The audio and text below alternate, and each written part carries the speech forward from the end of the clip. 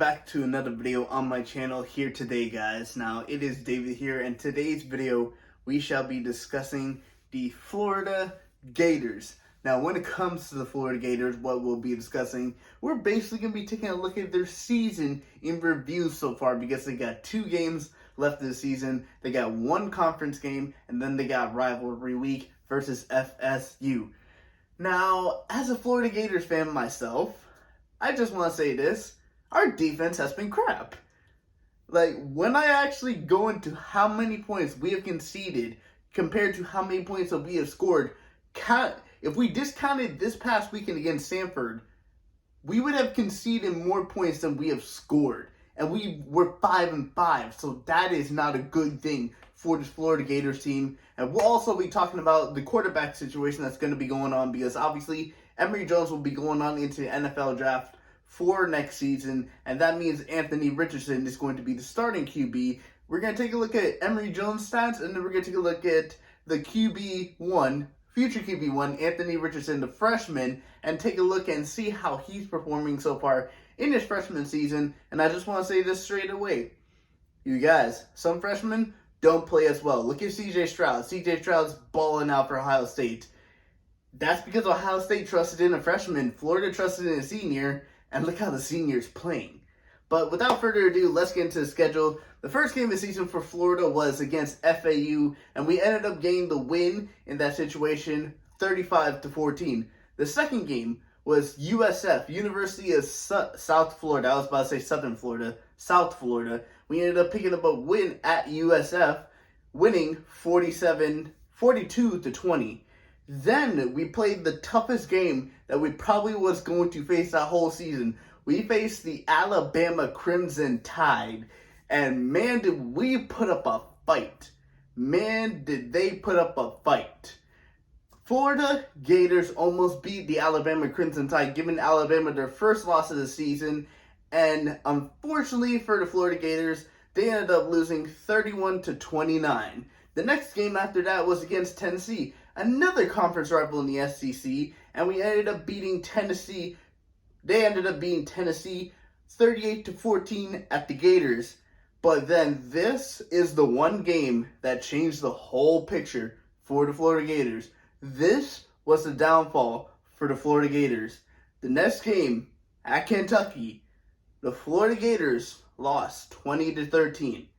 And that was the start of the downfall, because the way Florida played in that game was absolutely atrocious. They should have never lost against a team like Kentucky, even though Kentucky was undefeated. That's the first time Kentucky has beat them in the last 7 years.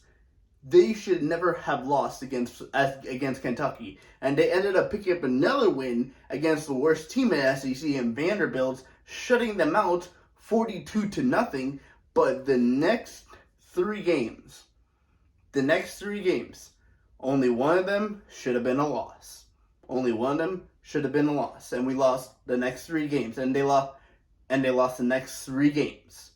The next 3 games were against LSU, at Baton Rouge, at LSU, and they lost that game 49-42. So another close game against the team, probably one of the toughest teams that they have to face every year, even though LSU really just fired their coach this season. So I don't understand how the Florida Gators lost that game, considering they lost against a fired coach. And then it just got worse, because then we had to play they had to play the best team in the national, in the whole college football right now, and that is the Georgia Bulldogs. And the Georgia Bulldogs dominated the Florida Gators.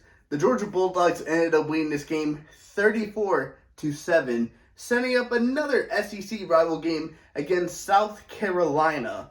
And now South Carolina, you look at this game and you say, oh, Florida just came back-to-back losses against 2 very good rivals of Florida, LSU and Georgia. Florida's going to come back and bounce back and win this game and get right back on track.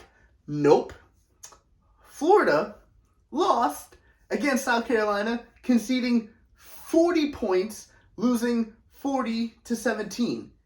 And then this past weekend was the worst one of them all. I don't care if the Florida Gators won the game.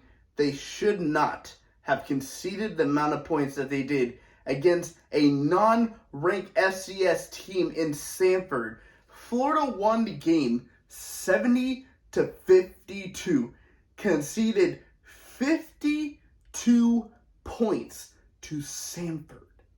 Sanford, I say again, 52 points.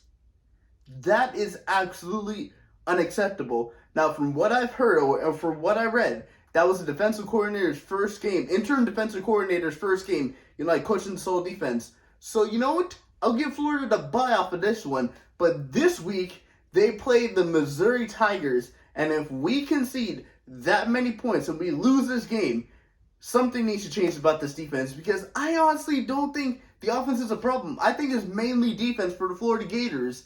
And looking at the amount of points that they conceded, it's true. They got Missouri this week, and then they got the rivalry week against FSU, who just recently beat the Miami Hurricanes.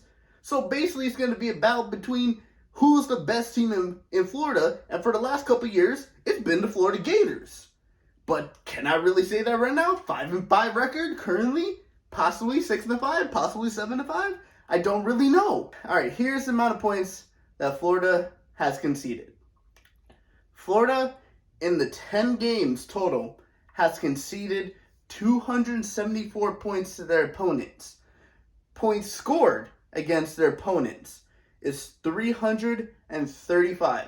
And you're probably looking at that saying like, oh, David, that's a really good thing. Florida has more points than they conceded.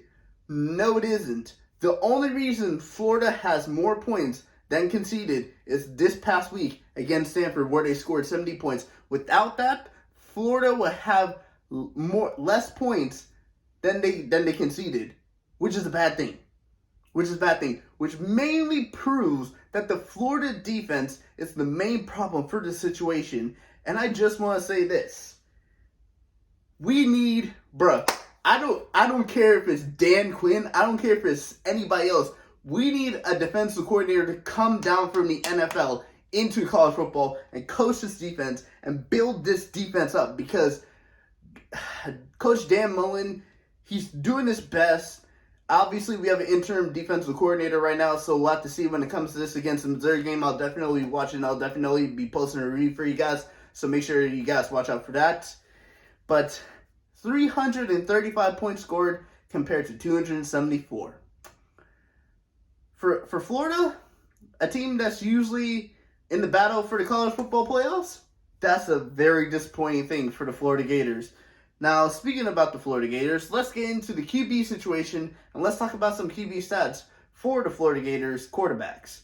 Now, senior Emery Jones, who will be going to the draft at the end of this season, unless something changes, which I don't really think anything's going to change. It's going to be Anthony Richardson's team's next season for the next few seasons until he goes into the draft. And I just want to say, from what I've seen from Anthony Richardson, before we get into stats, I see a lot of potential. Obviously, he has to work on some things. He has to stop doing so many picks. I mean, he really hasn't done that many picks, but we'll get on to him later. Emery Jones, the senior, the starting quarterback, which is kind of a mixed quarterback because he can throw the ball and he can run with the ball, because he's kind of a mixed like quarterback. So, in his 10 games for Florida so far, he's 173 for 253, so 173 completions for 253 attempts. He's thrown 2,138 yards, 18 touchdowns, but here's the kicker, 10 interceptions. 10 interceptions. And I've seen most of these interceptions. They should not be interceptions. They should not be interceptions, and they should not have been thrown in general. If anything, throw away the ball. Do not go for it, and do not throw an interception. You're a senior. You're supposed to look at what Kyle Trask has done, what Felipe Franks has done, and look at all these things and build off of that. And then you go out and throw 18 touchdowns with 10 picks. That's still not good. But now the guy that's going to replace him next year, Anthony Richardson, he's played 6 games so far. I think he's had 1 official game starting.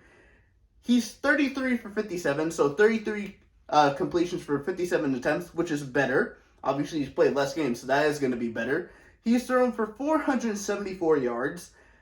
But as a freshman, I kind of kind of give him the bye considering he's a freshman, and a lot of times he's been put in pressure situations because he's been put in for Emery Jones, who's been taken out in pressure situations where Florida's losing. So it's going to put a lot more pressure on the freshman to perform. I want to see him actually, like, if he does start, I want to see him start like either the Missouri game or the FSU game and see how he does in that situation, like fully starting. If he can ball out and play like that, then he's definitely going to be the number one quarterback for the Florida Gators.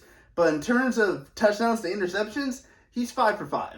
He's thrown 5 touchdowns. He's thrown 5 picks. And I just want to say this. A lot of those picks have been due down to when he comes into games for Emery Jones in pressure situations. So you're more likely as a freshman to throw a pick when you're under pressure in a pressure moment against a very good team. So I kind of give him the bye on that. But looking at Emery Jones and looking at Anthony Richardson, I just want to say this. For Florida Gators fans, you're going to be very happy next year because Florida Gators are going to have a QB for the future in Anthony Richardson. And I just want to say this. If things don't change in the last 2 games, Dan Mullen may actually get fired because there's no way Florida should be finishing this whole thing with a losing record. There's no absolute way that Florida Gators should be finishing with a losing record. But if they do, that's it. I mean, we're 5-5. We're going to play Missouri this week at Missouri. So we'll just have to see when it comes to that and see what happens when it comes to the Florida Gators for the last 2 games. But anyway, guys, I want to thank you guys for watching this video. Please just smash the like button. I'll be posting more sports content for you guys to see in the coming days. So make sure you subscribe to the channel. Turn on the bell notifications so you know my videos go live. But anyway, guys, I will see you guys all later. Peace.